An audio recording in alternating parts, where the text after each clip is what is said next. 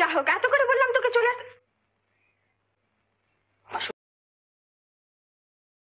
করেছে না, তাহলে গেলি না কেন? গিয়ে কি দেখতাম রাহু কেমন করে গ্রাস করে? কি বলছিস পাগলের মতো? কেন বুঝতে কষ্ট হচ্ছে? আরো কষ্ট করে বলতে হবে। শোন সুমিদি, আমি রাহু নই, আর আমি কাউকে গ্রাসও করিনি। রাহু তোর সন্দেহ, তোর ঈর্ষা, এই দুটো বিষ আগুন হয়ে তোর মনের মধ্যে জ্বলছে সে প্রথম দিন থেকে। তোকে ভালোবাসি বলে বলছি সুমিতি, নিজের মনকে মুক্ত কর, নইলে সন্দেহের আগুনে তুই নিজেই পুড়ে ছারখার হয়ে যাবি। এটা তোর স্বামী, নিয়ে যা, নিয়ে যা রাক্ষসী। যাওয়ার আগে জেনে যা, যে সর্বনাশ করলি তার ক্ষমা নেই এই পৃথিবীতে। আমার ঈর্ষা আর আমার সন্দেহ যদি আমায় পুড়িয়ে মারে, তাহলে জেনে রাখিস সে আগুন তোকেও কোনোদিন নিষ্কৃতি দেবে না। আর তুই শুনে যা, যতদিন তুই বাঁচবি আমার অভিশাপের আগুন তোকে তিলে তিলে পুড়িয়ে ছারখার করে মারবে। লক্ষ লক্ষ এমন ঘটনা জগতে ঘটছে, নিত্য ঘটছে, অহরহ ঘটছে, কিন্তু এই মহাসত্যকে কে অস্বীকার করবে? যে মরণোন্মুখ তৃষ্ণার্ত, নিজের মুখে জল অন্যের মুখে তুলে দিয়েছিল, তার যন্ত্রণার অবধি ছিল না। ও দেখো তো, বোধহয় সুরমা ফেরে। আর শোনো, সুমতি মাকে আমার কাছে পাঠিয়ে দাও। তোমার চাকরির উন্নতির খবরটা আমি নিজেই তাকে দেব। Do you know my boy? তোমার চাকরির এই উন্নতিতে আমি সত্যি ভয়ানক আনন্দিত হচ্ছি, ভয়ানক আনন্দিত হয়েছি। আজকে তুমি সিনিয়র মুন্সিফ হয়েছ, তারপর জাজ হবে, তারপর হাইকোর্টের জাজ, তারপর সুপ্রিম কোর্টের chief justice, and then young man, one day you will be amongst the great of our country. Look my boy, আজ তোমাকে একটা কথা বলবো, কিছু মনে করবে না।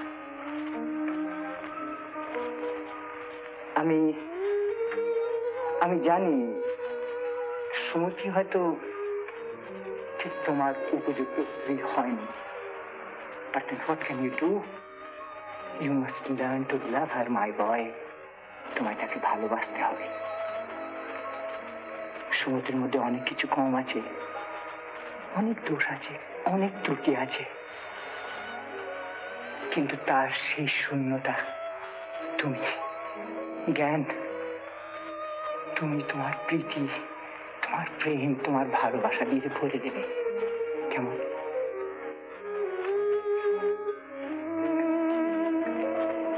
She is exactly like my mother. একেবারে আমার মায়ের মতন। জীবনে আমার মাকে আমি অবহেলা করেছিলাম। আমার যৌবনের সেই অপরাধ দিনে দিনে বেড়ে উঠেছে। আমি ভারাক্রান্ত হয়ে পড়েছি।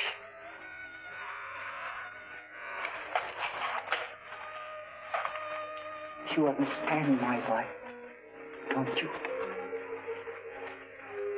Yes, sir. I do. Thank you, my boy. Thank you.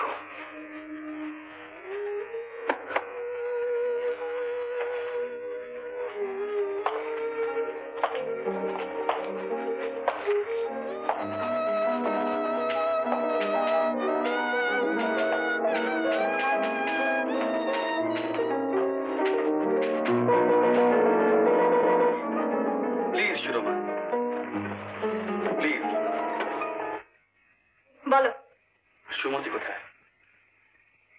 দেখতেই তো পাচ্ছ আসেনি।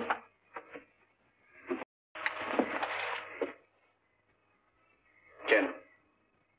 বাড়ি গেলেই জানতে পার। তোমাকে বলতে হবে। বললাম তো। সুমতি? হ্যাঁ। কি বলে? কি হবে শুনি? কি বলেছে সে? সে আজ আমাকে স্পষ্টই জানিয়ে দিয়েছে যে আমি তার সর্বনাশ করেছি। বধূ, আমি বলছি, সুমতির মৃত্যুর জন্য আমরা কেউ দায়ী নই। তুমিও না, আমিও না। সমস্ত অপরাধ তার।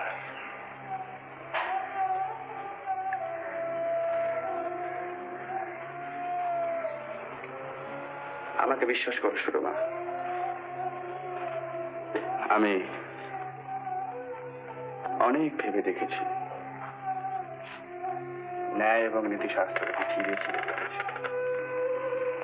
আমি বলছি, তুমি কোনো অন্যায় করনি। শুধু বন্ধুত্ব কেন সুরমা, প্রেম সেও বিয়ের কাটা খালের মধ্যে হয় না। বিয়ের দায়িত্ব শুধু কর্তব্যে, শুধু শপথ পালনের। প্রকৃতির অমোঘ নিয়মে এসেছিল ভালোবাসা। আমি তাকে সংযমের বাঁধে বেঁধে রেখেছিলাম, প্রকাশ করিনি। তোমার কাছেও না, সুমতির কাছেও না, কারো কাছে না।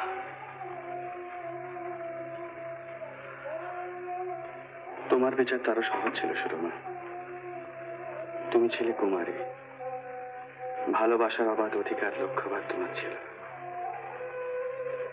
আমি বলছি সুরমা, তুমি কোনো অন্যায় করোনি। তুমি জানো শোনো, আজ ভগবান আমি বিশ্বাস করি না। এর প্রকৃতি এবং প্রবৃত্তির কথাও আপনারা জানতে পেরেছেন। দীর্ঘদিন নিরুদ্দেশ্য থাকার পর এই আসামি নগেন সন্ন্যাসীর বেশে গ্রামে ফিরে আসে। আমার বক্তব্যে অগ্রসর হবার পূর্বে আমি পোস্টমর্টম রিপোর্টটার দিকে আপনাকে একবার দৃষ্টি দিতে অনুরোধ করি।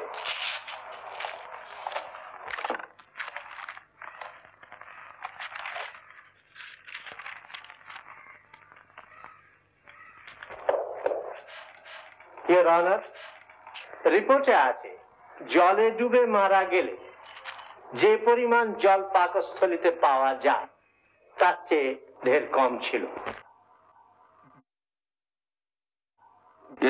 অর্থাৎ জলে ডুবে দম বন্ধ হয়ে মৃত্যু এক্ষেত্রে হয়নি, অথচ মৃত্যু ঘটেছে শ্বাসরুদ্ধ হয়ে।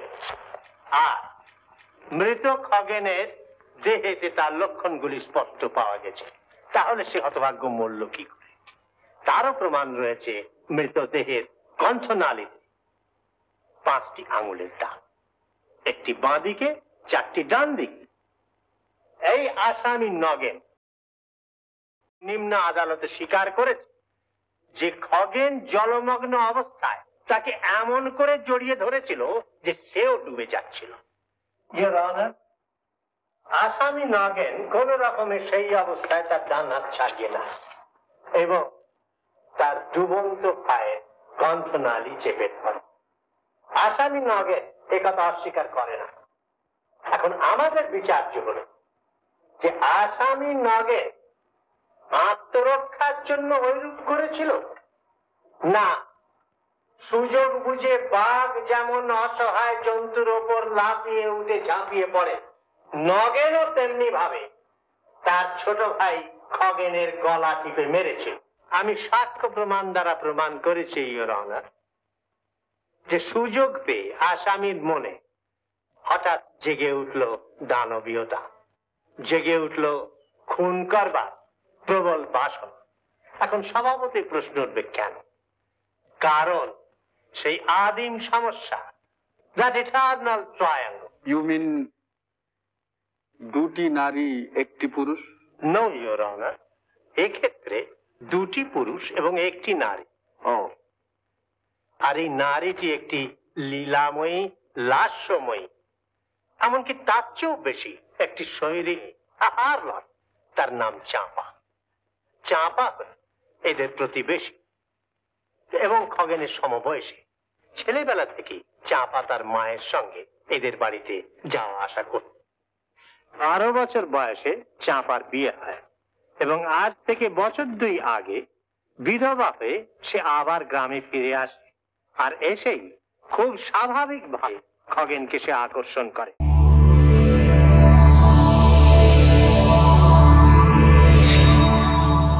এরকম আরো অনেক সিনেমা দেখতে হলে ডাউনলোড করুন ক্লিক অ্যাপ।